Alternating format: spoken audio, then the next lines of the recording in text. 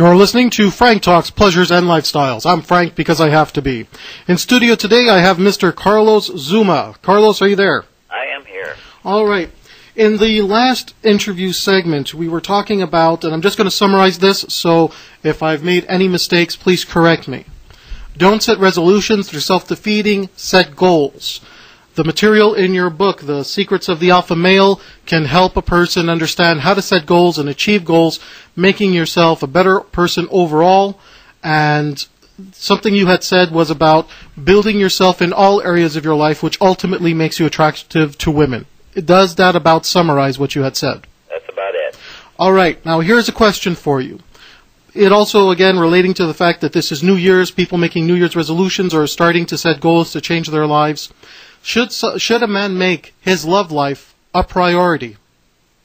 I think he should, but it has to be a very close priority to his own life. I mean, I guess I don't want to give anybody the wrong impression. I think a man's first priority should be himself and his goals and his passions in life.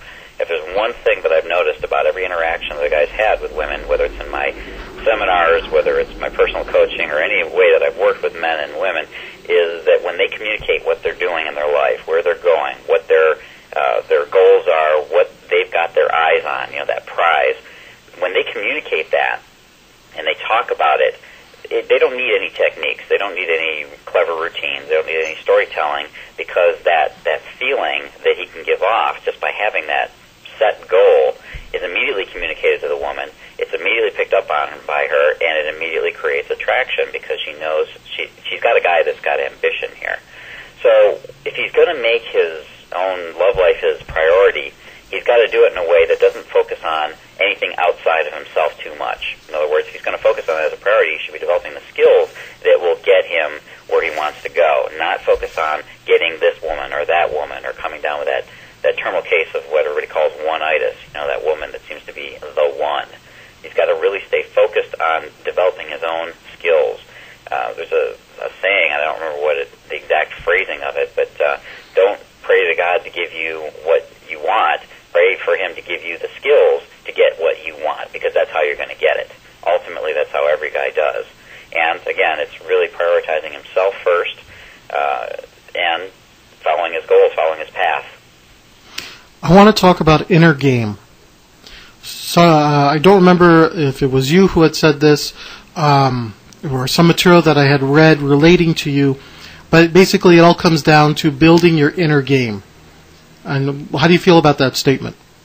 I think that's fairly accurate. I also don't want to underestimate the value in having techniques. I mean, it starts with strategy. Strategy is where everything is kind of mapped out at the start. Then there's tactics. That's your engagement on the battlefield. And then there's techniques, and you do need techniques as a way of understanding how something works. You have to have specific commands. If you're a computer geek, you got to know in a computer language what the commands are you have to execute before you can really build a program. The same thing is true when you go out and you approach and talk to women. Having certain tactics and techniques to use is actually very important. But if it's coming from the wrong place, if you're not working at the exact same time on your inner game, well, eventually you're going to be back working with me on it anyways. So one of the things I've learned to do and what I've been passing on to guys is give them what I call inner game techniques. These are ways that you can build your inner game, your sense of self-confidence, self-esteem, your self-image. Build yourself up from the inside out through the use of specific methods, because too often somebody tells you got to be confident, but you got no idea how to do that. You've got to have ways to do that, and that's part of what I teach.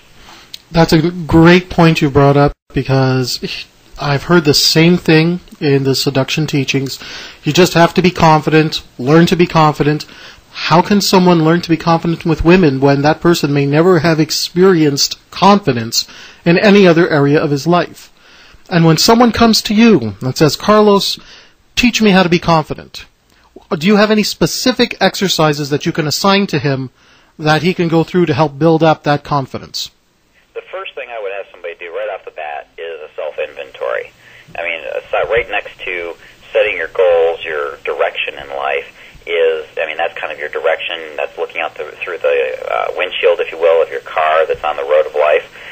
You also have to take stock of the vehicle that you're in right now. You got to look at it. What do you got? You got an automatic transmission. You got a standard transmission. How many horsepower? being able to inventory yourself in the same way, look at your skill sets, do an exercise. This is a very simple one that all guys out there can do right now, is to write down I am at the top of a piece of paper, and then write down everything they can possibly think of that goes along with that. I am a guitarist. I am a martial arts instructor. These are some of the things that I am, and I can bring those out in a moment, and they give me an immense sense of empowerment because I've got an understanding of my traits, my skills, my abilities, all the things that make me socially valuable in almost any context.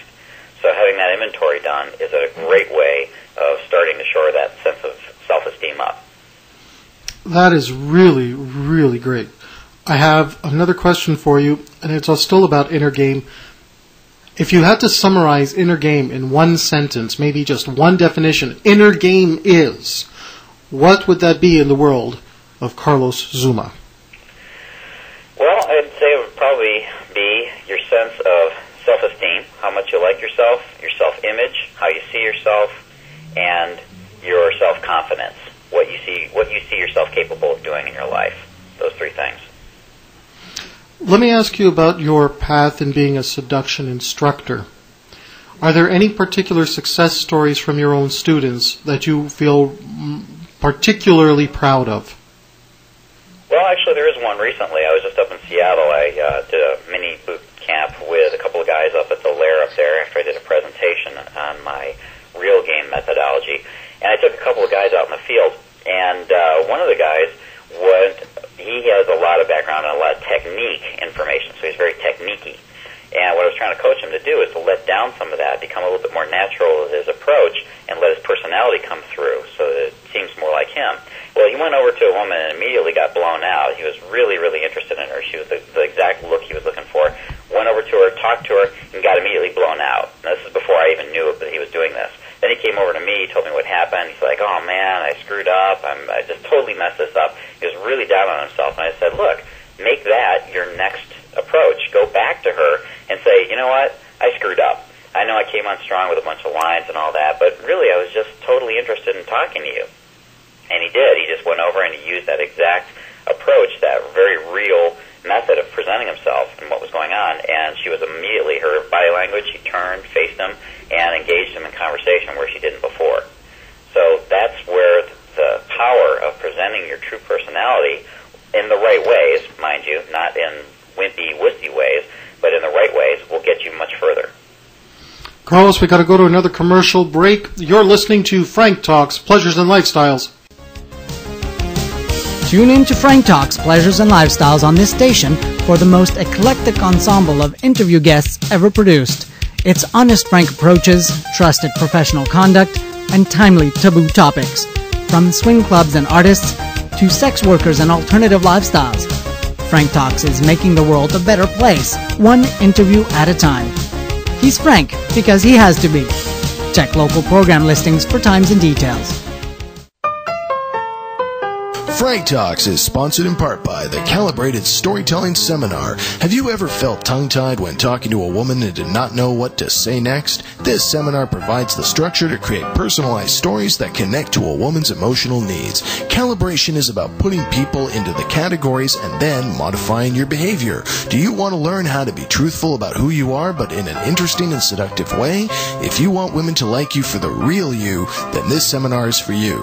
The Calibrated Storytelling Seminars and telephone consultations, only available at franktalks.com. Frank Talks is sponsored in part by Everything Out of Her Mouth is a Test, a man's guide to the emotional needs of women. Ladies, do you want the man in your life to understand you on your level? Do you want your man to be able to listen to and address all of your emotional needs? Show him how much you really want your relationship to be the best it can be. Everything Out of Her Mouth is a Test makes the perfect gift. The book, written by a man, for men, is endorsed by every woman that reads it. This book is a guide for men to understand exactly what a woman means when she speaks. Is that worth changing your life forever? Buy this book at franktalks.com now.